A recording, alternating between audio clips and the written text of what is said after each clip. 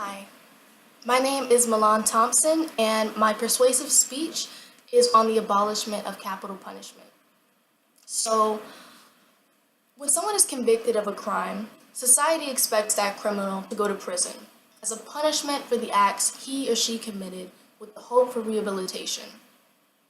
And when more severe crimes are committed, that criminal is issued a death sentence, a public execution referred to as a humane death. Capital punishment is executed by lethal injection, electrocution, lethal gas, firing squad, and hanging. Which one of these sounds like a humane death? None, correct? They sound very similar to the severe crimes that required a death penalty in the first place. However, when backed by the judicial system, they're viewed as justified. As a criminal justice student, I find the corrections system and the way in which rehabilitation is practiced to be very important. And currently, this pressing matter only encourages the cycle of violence. The death penalty acts as a vessel to seek revenge, which devalues a human's life and encourages a cycle of violence. Capital punishment should be abolished because it fails to deter crime, wastes millions of dollars to perform, is racially biased, results in botched executions, and it puts innocent lives at risk. There are other alternatives that can be offered besides death, such as life without parole or restitution. And according to the Death Penalty Information Center, it states that currently in the United States the number of death row inmates equals to 2,743. And when analyzing this large amount of prisoners sentenced to death, not only are these executions inhumane, but they're also very expensive to perform, taking away finances that can be used to serve a greater purpose in the correction system. The Death Penalty Information Center also stated that the death penalty cost North Carolina $2.16 million per execution over the cost of sentencing murderers to life imprisonment. This penalty decides the final fate of a criminal based on evidence presented in a court.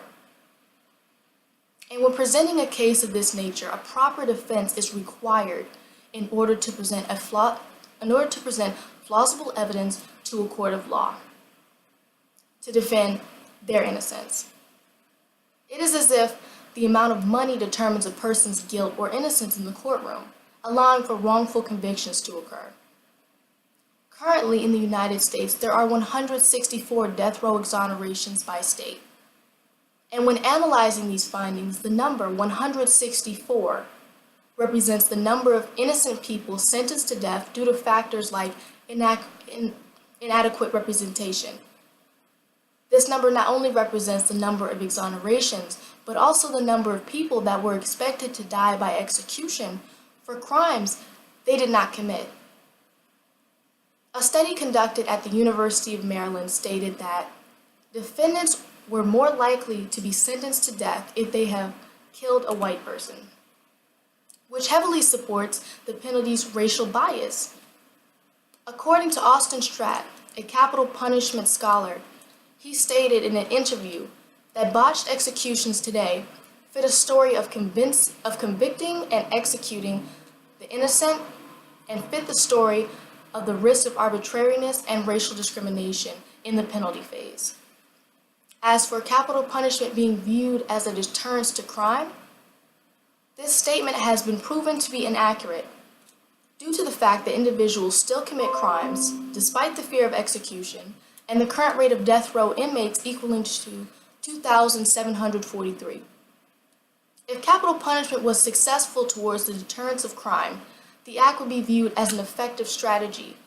However, the information presents that there are still severe crimes being committed, large amounts of money being wasted to perform this penalty, innocent individuals being sentenced to death due to lack of adequate representation, racially biased convictions, and botched executions that rule this punishment ineffective,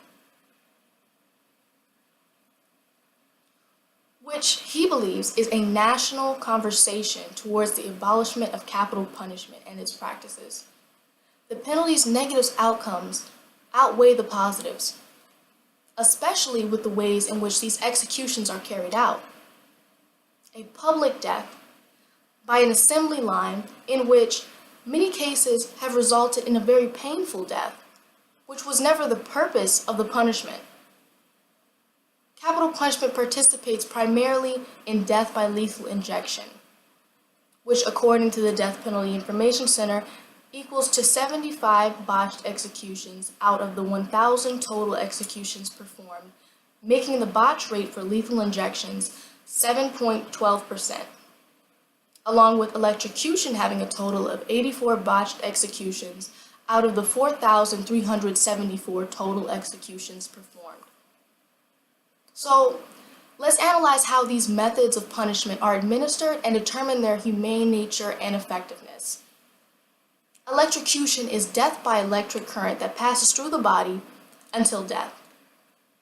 Lethal gas is administered by the use of cyanide pellets and a sulfuric acid solution, which creates a reaction that produces lethal gas resulting in death. The execution method of hanging is performed by a trap door and release mechanism with the purpose of snapping the criminal's neck. And if done incorrectly, this can result in strangulation, obstructed blood flow, or beheading as a botched execution. Firing squad is administered traditionally by 3 to 6 shooters per prisoner, where the individual is shot in the head or neck by one shooter. This method of execution has resulted in the prisoner not dying from the original bullet, requiring the officer to shoot the prisoner again in the head with a pistol. These methods are all inhumane, and they serve an absent purpose that has proven to be ineffective and financially expensive to perform, unlike life without parole that takes criminals off the streets, protecting society, and ordering the prisoner to pay restitution towards the victims' families. Capital punishment needs to be abolished in the remaining 31 states in order to break this cycle of violence. So now, I pose a final question to you. Is there really such a thing as a humane and justified way to kill another person? Or does killing put both parties equally at fault?